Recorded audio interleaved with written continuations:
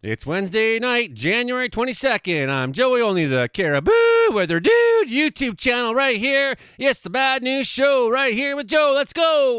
There it is. This is bad news. My God. Falling out right now. Anything could happen. Get on! Wow. I'll watch the video later.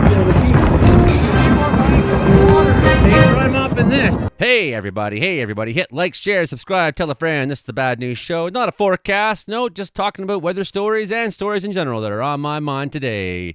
Today, that's right. Sitting up here in Wells, BC, 3,135 feet above sea level, 53 degrees north up here in British Columbia, Canada, enjoying the good life. But man, did I ever tell you about this storm that was going to the UK? I sure as heck did. It's going there. It came through Texas. I made this whole video about how one little BC storm went across Canada and made a blizzard, and then the blizzard brought the cold air down to Texas, and that interacted with Gulf moisture, and that made a big snowstorm down there, and that snowstorm was taking off and is now in the Atlantic Ocean. It's heading right for England. It's going to do a whole bunch of crazy things. Yeah. So besides talking about this potentially lethal storm that's heading towards the UK Isles like a rocket ship with maybe having some what you might call hurricane strength winds expected to hit them there. Besides talking about that, we'll talk about why Arctic outbreaks, polar vortex outbreaks, and things like that may be more common under a climate change regime than you might want to think. For when people say that thing to you, they say, "I saw snow. Where's your climate change now?" Well, we have some more answers for them because they're trying to arm you with information, with knowledge. Trying to arm you with knowledge. That's what I'm trying to do right here.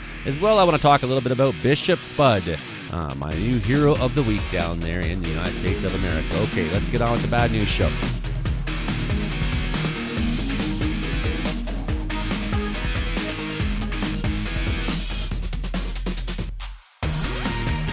So there is more snow that fell in Florida. They had more snow than Wisconsin, but also more snow than Chicago here. I got NBC Chicago saying right here, winter storm stretched from Texas to Florida on Tuesday, bringing snow, sleet, freezing rain affected as many as 70 million people, it says there. You can see some of the images. 2,000 flights to or from within the U.S. were canceled on Tuesday, with about 10,000 others delayed. Officials shut down both airports in Houston on Monday night as crews worked to remove snow and ice. In Chicago, some areas hit minus 30 and more than 100 schools and daycare centers closed. A state of emergency was declared across a dozen counties in New York with heavy snow forming across the Great Lakes. Big Arctic outbreak. Lots of weather in the United States. Governors in Georgia, Louisiana, Mississippi, Alabama declared states of emergency. Rare snowfall there set records in New Orleans where 10 inches fell in some places, surpassing its record of 2.7 inches set December 31, 1963. It appears Florida had broken its state snowfall record of 4 inches set in Milton on March 6, 1954. Pensacola got 5 inches. Mobile, Alabama hit 5.4 inches, topping the city's one-day snowfall record of 5 inches set January 24th, 1881, and nearing its all-time snowfall record of 6 inches in 1895. Those numbers are higher than what Chicago has had its entire winter season so far. Some parts of the South have seen more snow than Chicago has seen all season long, says Storm Team meteorologist Alicia Roman on Wednesday. Wow. Chicago receives an average of 11.3 inches of snow during the month of January, making it the snowiest month of Chicago's year. However, the city of Chicago is tracking well below that threshold, having just received 3.9 inches of snow at O'Hare International Airport. It's also a far cry from the 16.1 inches of snow the city saw in January 2024. If the city stays around current snowfall levels, it'll be the lowest snowfall amount recorded in the month of January since 2017. For those curious, the snowiest January record in Chicago happened in 1918 when 42.2 inches of accumulation fell. That's a lot of friggin' snow. Wow, so feet and feet of snow fell at that time. Professor of Climate Science Matthew Barlow has this article on PBS News already 1 year ago. It's called "Why Extreme Cold Weather Events Still Happen in a Warming World." And it goes on to talk about the Arctic events that were happening at that time, but that does not concern us right now. These severe cold events occur when the polar jet stream, the familiar jet stream of the winter that runs along the boundary between the Arctic and the more temperate air, dips deeply southward, bringing the cold Arctic air to regions that don't often experience that. You know this. That's what we're here to talk about right now, right? So an interesting aspect of these events is they occur in association with changes to another river of air higher above in the jet stream, the stratospheric polar vortex. That's a great stream of air moving around the North Pole in the middle of the stratosphere. And you even get the impression from some of these. So here's the jet stream. You can see how it's bent down in this picture. You can see the Arctic air moving out, but you can see that there's a real wide bend in this jet stream here. And it gives you kind of the impression that a storm is hitting up into Alaska right there, right? So the warmer weather in the south and the cold air combined makes strong cyclone. The cyclone reaches up there, pounds in, and happens to warp, in this case, the jet stream. When this stratospheric vortex becomes disrupted or stretched, it can distort the jet stream as well, pushing it southward in some areas, causing these cold outbreaks, just like we saw. And you see the warm air moves north. Well, what's the mechanism that generally is bringing warm air to the north? That would be, a mid-latitude cyclone heading up through, just like we're seeing right now, moving towards the UK. It's bending the jet stream itself right now. It's a great example. In January 2024, Arctic cold air blast that happened fit the pattern. The polar vortex stretched so far over the U.S. in the lower stratosphere that it had nearly split in two. And there are multiple causes that may have led to the stretching, but it is likely related to high latitude weather in the prior 2 weeks. He says cold does not contradict global warming. No, after Earth just experienced its hottest year on record, it may seem surprising to set up so many cold records. But does this cold snap contradict human-caused global warming? As an atmospheric and climate scientist, Matthew can tell you absolutely and unequivocally it does not. No single weather event can prove or disprove global warming. That's not, when we're talking about climate change, you have to understand we're talking about a big thing in climate. We're talking about the entire array of, what kind of weather is possible. That is what your climate is. From here to here, it's like, well, if that's what's possible, if you narrow that down, say, no, that's only possible here, that's what your climate is, right? It depends on what your specific weather to there is, but, you could say, well, it's really, really hot here, and it doesn't change much. We do get a bit of thunderstorms. There's not very much in our equatorial regions, not a whole lot of change in our weather throughout the year. You go up here and there's a large change in what happens through the year. There's a lot more possibilities. Well, within each time of the year, this day in specific, what's the range of possibilities on this day at this time at this hour, right? So that's what climate is. What's the range of possibilities at any given moment? So no, we can't just look at one event ever and be like, well, that's and people want to do this often, and I used to resist this, but now I just think it's so important to talk about climate change that we have to, when we have major weather events, point at it and say, well, look, this is a climate change thing, right? So, the February 2021 had that extreme polar vortex outbreak. It disrupted the electric grid in Texas. His colleagues provided evidence that Arctic changes associated with global warming have increased the likelihood of such vortex disruptions. The effects of the enhanced high-latitude warming known as Arctic amplification on regional snow cover and sea ice may enhance the weather patterns that in turn result in a stretched polar vortex. I've shown you a bunch of times in my last 2 days in my forecast and on the Bad News Show that there is some, exceedingly warmer than you would expect temperatures going on right now in the Arctic Circle. Alaska over the next couple of days being a great example of a place that's looking at some +2s and things like that in areas that you would not expect to see that temperature.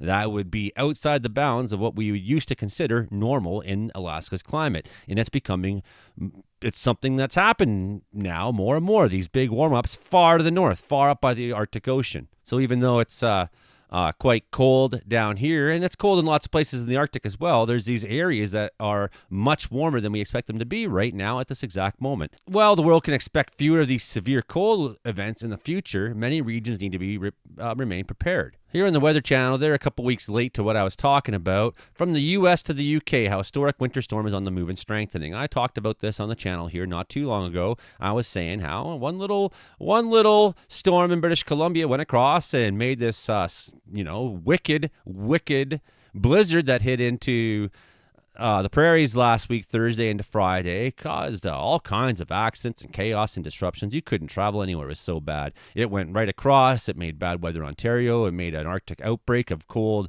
the backside of this low. And you can see here, because it turns counterclockwise, what happens is that the backside will tend to draw cold air down. The front side will tend to draw warm air up. But what happened was it moved across the continent, and it drew cold air down, and it managed to, there was actually a bit of a low pressure that helped feed that, but that's besides the point. And it met up with some Gulf of Mexico moisture, because it was 30 degrees down there, not far away from where it got to freezing in Mexico. It was 30 degrees, hundreds of kilometers south, but still fairly close, geographically speaking.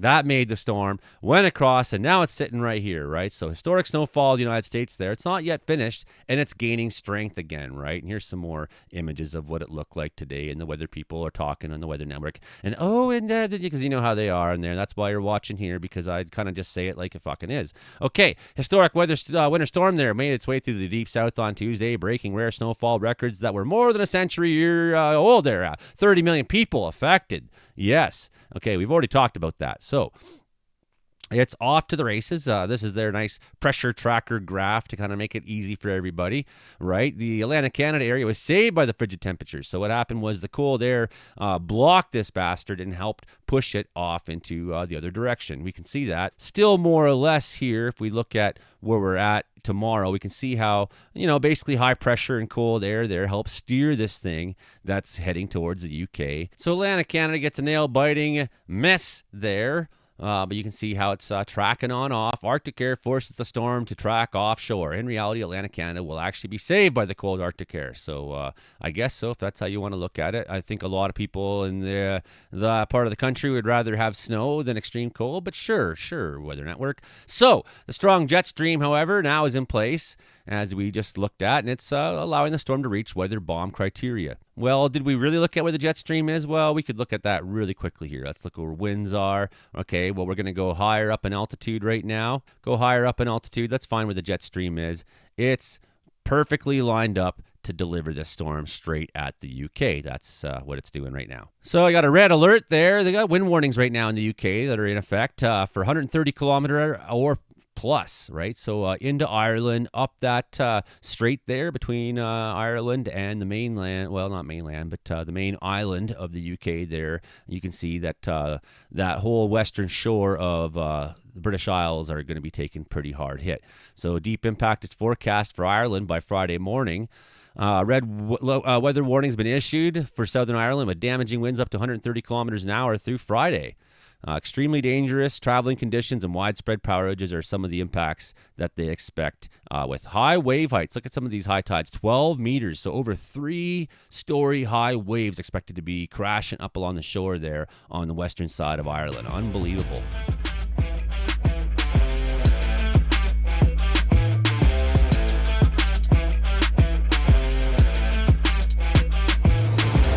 The Hughes wildfire now ripping through the mountains north of Los Angeles. This is a brand new start that's being reported today. This is expected again. We got winds that are really, really on side once again to drive fire. And what happens is any little spark will get this going at that time, okay? It's like, you're looking for someone to blame.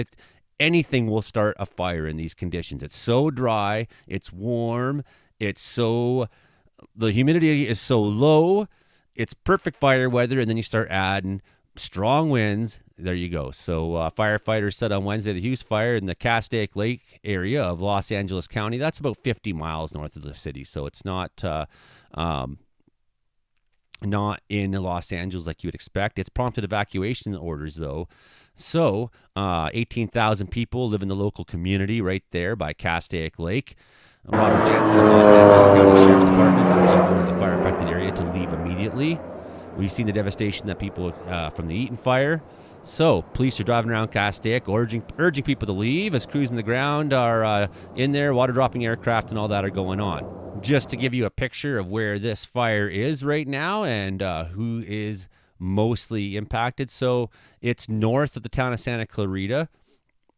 As we know, a lot of winds have been coming from the east to this area because of the nature of the Santa Ana winds, how they work. So look at that large fire growth today, all up that to Highway 5, deep into the mountains there. We got another highway completely burned over. Looks like really challenging area for firefighters to be working. Looks like there's a lot of fuel, a lot of forest, and fortunately, depending which way the wind blows, there's only the one community directly threatened. However, I don't know how good things are for that community who's directly threatened. Well, let's just have a look at what winds are saying over the next few days and try to get an idea of what Santa Clarita could be looking at. This area is probably not as in much danger as some of these areas here. So, it looks like the fire has definitely been burning towards the town, judging by the fact that you can see the colors. The colors, the yellow means later, the orange means sooner. That's basically what it's telling us. We got a wind reporting at 103 kilometers an hour, not too far from there right now. So that's very impressive and also very concerning, although not too bad in the direction right now of the fire as it is. Winds aren't too bad at the moment, but we're getting to the nighttime now as well, right? So keep in mind that also temperatures are subsiding. So fire weather will come down a little bit. I don't know about some of those, but we're looking at 17s right now, 18s. There's some big mountains there, so some of these temperatures that look weird in relation may be just the fact that we're looking at some big mountains there. But looks like 18 degrees, 17 degrees, fire weather down there. Which way the direction of the wind is moving. It's moving out towards, so it's definitely putting that area of the community at risk. Very, really concerning. And we're looking at 13% humidex value. So we're in crossover conditions still at nighttime. We're still in crossover conditions. And we look at, we'll go to wind gusts. Forecasters like to look at just steady winds. I like to look at wind gusts because wind gusts are the thing that make the unpredictabilities, I find. Okay, we'll turn all this off now, and we'll look at, so you can see how those winds are going to challenge Santa Clarita tomorrow. Not good. Some really strong winds expected up in the hill, up to 80 kilometer hour winds for those. Wow, yeah. So this is a really, really bad situation for Santa Clarita, I would think, and hopefully they can get some progress on it, because it looks like it'll be a few days before there's any gap, and then even then, these are repeat strong wind events, and that's got to do with the fact that our temperatures are still reaching down. We're still seeing these cold temperatures moving down that are helping to, in this case, helping to feed a low pressure system that is not beyond the possibility of delivering the first actual rain into the area this weekend. So here's the hope for California. If you can get through the next bunch of days, Santa Clarita, maybe a little bit of moisture on Sunday will at least help you a little bit. How much moisture's coming there, I wonder? Could see up to 15 mils, 16 mils, things like that by next week. But yeah, in the long run, we're not into a wet trend, so hopefully they can make use of some down fire weather. But however, that low is going to be driving the wind.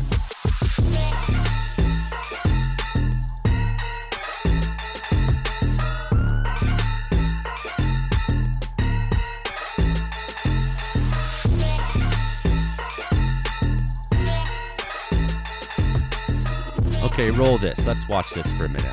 I want you to see this. Let me make one final plea, Mr. President. Millions have put their trust in you. And as you told the nation yesterday, you have felt the providential hand of a loving God. In the name of our God, I ask you to have mercy upon the people in our country who are scared now.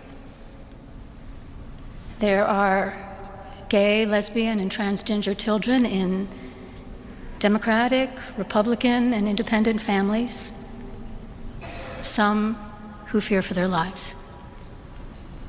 And the people who pick our crops and clean our office buildings, who labor in poultry farms and meat packing plants, who wash the dishes after we eat in restaurants and work the night shifts in hospitals, they may not be citizens or have the proper documentation.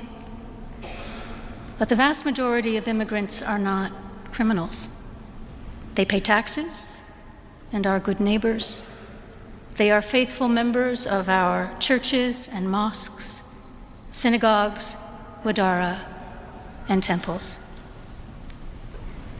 I ask you to have mercy, Mr. President, on those in our communities whose children fear that their parents will be taken away, and that you help those who are fleeing war zones and persecution in their own lands to find compassion and welcome here. Our God teaches us that we are to be merciful to the stranger, for we were all once strangers in this land. Okay, pretty brave thing to say.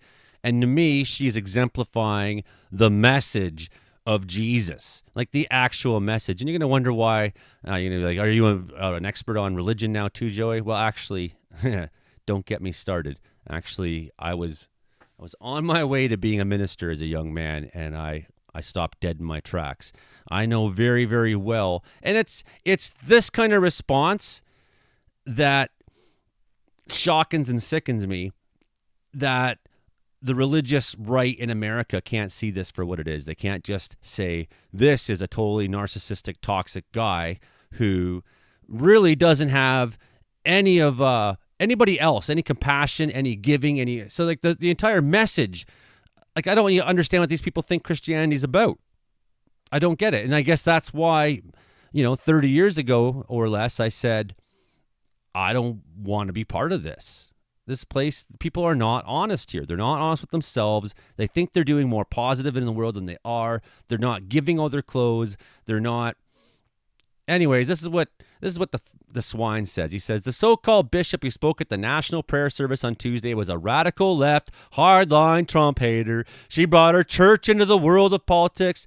You stepped into her goddamn church. You stepped into her church, man. What do you mean? She brought her church into politics. You are there for your confirmation sermon, and you're being given the gospel. She was nasty in tone. She brought her politics into the world in a very ungracious way. What a whiny baby. She was nasty in tone. Was she? Was she nasty? She's not compelling or smart. Really? Really? You're trying to tell me she's not compelling or smart? Is that what you're trying to tell me? That she was nasty? Did she sound nasty there? Did anybody who actually watch it say, wow, that's a nasty thing? No, I think a lot of people watched it and said, ooh, that is guts. That's someone who has faith. They're standing there speaking to power. They're speaking to power. Obviously, Trump's favorite part of the Bible isn't when Jesus walked in and flipped the money changers. I mean, if she was as hardcore as I think she should be, but she proverbially flipped the money tables. She proverbially whipped them. About how it's your favorite book, and you said, I think last night in Iowa, and some people are surprised that you say that. I'm wondering what one or two of your his favorite book Bible verses are. Well, I wouldn't want to get into it because to me that's very personal. When I talk about the Bible, I don't want to get into it. Do you think about or cite? The Bible means a lot to me. The Bible means a lot to me. There's specifics there. No, I can't recite a verse. Probably equal. Probably equal, yeah. The whole Bible is I just like the whole book there. I don't know anything about it, but I like it. Hold up the Art of the Deal. I say my second favorite book of all time. But I just think the Bible is just something very special. I just think the Bible's something very special. He doesn't want to tell you because his favorite verses are like, the ones about genocide and Canaan or whatever. Kill all the Canaanites. He likes that one. That's his favorite book. There's this guy. He doesn't know anything about the Bible. He doesn't. But he's conned you. He's used you to help make his friends richer, filthy, stinking rich. That's what they're here for. That's what they're trying to do. So she failed to mention the large number of illegal migrants. No, you know what? Most immigrants are law-abiding citizens. She was right. Many were deposited from jails and mental institutions. So fucking what? Doesn't it say, bring us your sick and you're tired and weary? Now, this isn't true, what he's saying. They're not mostly deposited from jails and mental institutions. This is just what an extremist who is sick, who only cares about himself and money and wealth and his wealthy friends and his megalomania would say. This is not a pious response. It's a giant crime wave taking place in the United States. Actually, crime is down, and people know this. Apart from her inappropriate statements, the service was very boring and uninspiring. This guy's trying to tell you that the Bible is his favorite book, but he found that boring and uninspiring. I thought that was pretty shocking and fun. She's not good at her job. She owes her and her church. She and her church owe the public an apology. What an absolute filthy pig you are. And in fact, I would argue if you're being more direct and more literal with the message of Jesus, Jesus was like a communist before communism existed. That's the truth, though. He just was. All the passages, very anti-wealthy, very anti-rich people. a camel has a better chance getting through an eye of the needle than a rich person getting into heaven. I mean, and as kind could be to immigrants, as they call them in the Bible, the sojourners. You're supposed to treat the sojourners like they're family members, right? And so again, this message is just, if I'm being honest, it is purely religious, this message. This is what these people are. This is from a Twitter employee, and this is going around. He says, I'm writing this with a heavy heart and no small amount of fear. As a former ex-employee on an H-1B visa, I can't reveal my identity without risking everything. But I can't stay silent any longer about what I saw and was made to do. When Elon Musk took over, everything changed. What started as a social media company became something much darker. I was part of a team that was directly ordered to manipulate Twitter's systems to influence the 2024 U.S. presidential elections. It wasn't subtle, and it wasn't ethical.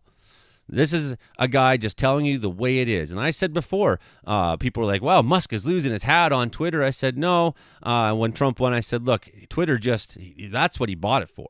He bought it for this so that they can install this regime of Project 2025 insanity from guys like Jeff Bezos. He didn't have people on his stage with them that represented the nation, in terms of heroes or political allies. These were just the richest people in the nation standing there on that stage. That's what he believes in. That's what he is for. That's what you saw on that stage. That was a message to the world. When Elon did his Sieg Heil, that was a message to the world. All of it was a message. It was a message. And a lot of you are trying and refusing to see it. And I understand, the need for denial because it's so crazy and complex and it's so scary for us Canadians, what these implications can mean for us as a society, the tariffs, the attacks, the destabilization of our unity, what these things can mean. But here's a guy saying he loves the Bible, all of it, even the part where the money changers get flogged. He loves it, right? And he's the one who Musk has helped to install, right? This is what these people are about. They're about power. We completely changed how the algorithm worked. And this is what Twitter did. They pushed pro-Trump and right-wing posts to the top of people's feeds. And I had this in Twitter where I was on Twitter for I don't know how long. I had more followers on Blue Sky in a week than I had in whatever length of time I was on Twitter for. And that's because my posts were being suppressed, just like it happens in Facebook with my posts being suppressed. You see all the time, I'm in Facebook jail, and it's part of an ongoing suppression campaign. They actually are actively trying to suppress people who speak out and speak the truth. And this is not new. It's not new. It's been going on, as long as civilization has had power structures, this kind of thing's been going on. To make it look balanced, we boosted some left-wing critics of the Democrats, but it was carefully calculated. These were people who who had a weak message. These changes didn't just affect Americans. They impacted users worldwide, and it led to a mass exodus from the platform.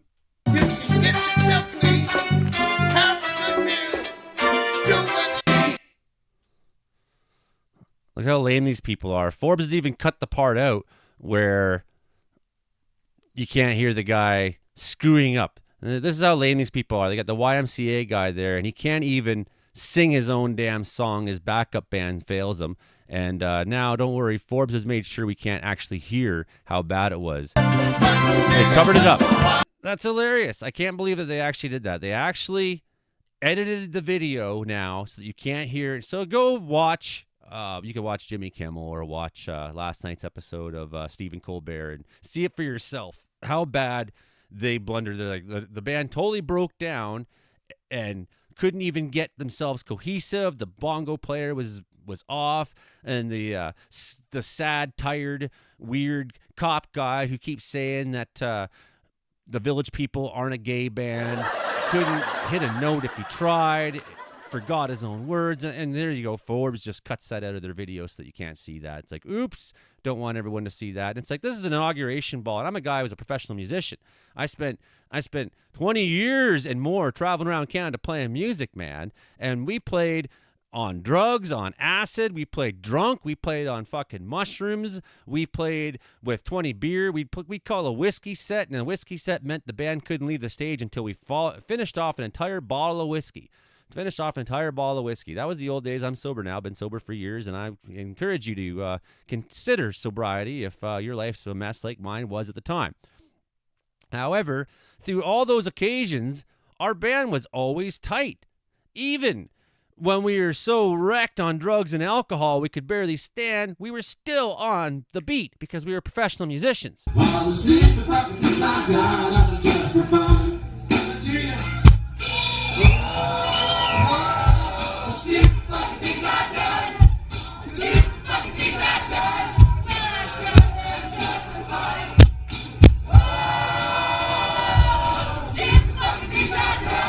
This guy's been playing this song for 40 years. 40 years of playing the song, and you can't get it right at an inauguration ball for these sick, weird sycophants?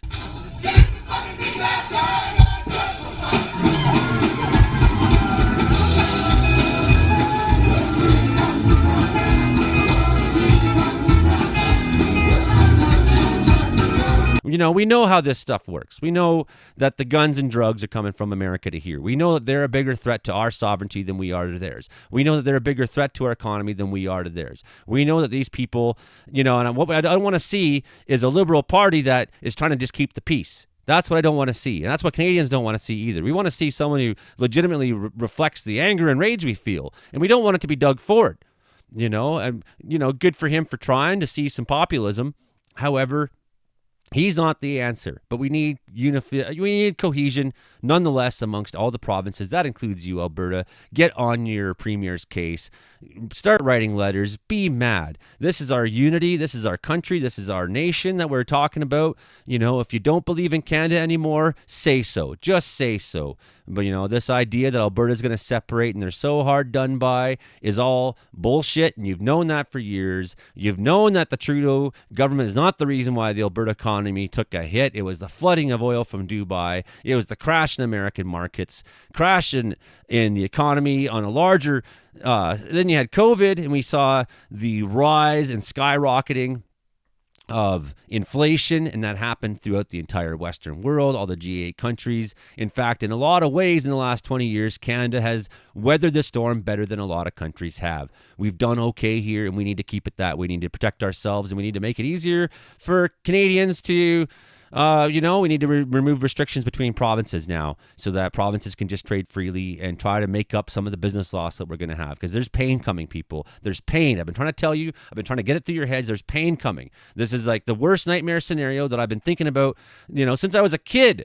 I've been worried these kind of things would happen. And when Back to the Future 2 came out and he goes to 1985 and it's like crazy Biff world, it's like Donald Trump's taken over and everything's deeply terrifying, dark future of crime and the rich running everything. And I was like, man, it's so obvious. I thought, even as a kid, it's so obvious that this can happen. And now it's happening. It's happening, and it's very real. It's a threat to us. It's a threat to the Americans. It's a threat to the world. It's a threat to our climate. They've pulled out of the climate peace accords in Paris. It's absolute horse shit. You should be mad. We should all be mad. That's the show for this week, everybody. Thank you very much for coming around. Tomorrow night's the podcast. There'll be no more bad news show probably until next week, because it's the weekend and I got my own things to do. So, podcast tomorrow night. Make sure you're here for at 6:30 p.m. Pacific Standard Time, 7 p.m. at the very latest. We are running Comedy Meteorology Podcast, Meteorological Report, your show about how much the weather sucks in Canada. It's going to be a good one. Here's Frankie McDonald with the tornado siren to take us out. Let's go. Hey, let's do a tornado siren for both of us and Brandon, Helkin, Alberta, and Joe Yanni. The spinning thing. Dude, I've seen you on reels. People are using you for college football reels. Yeah. Go all out, buddy. Your passion is making you a fucking superstar, buddy. Try this, Brandon. Come sit with us at the table.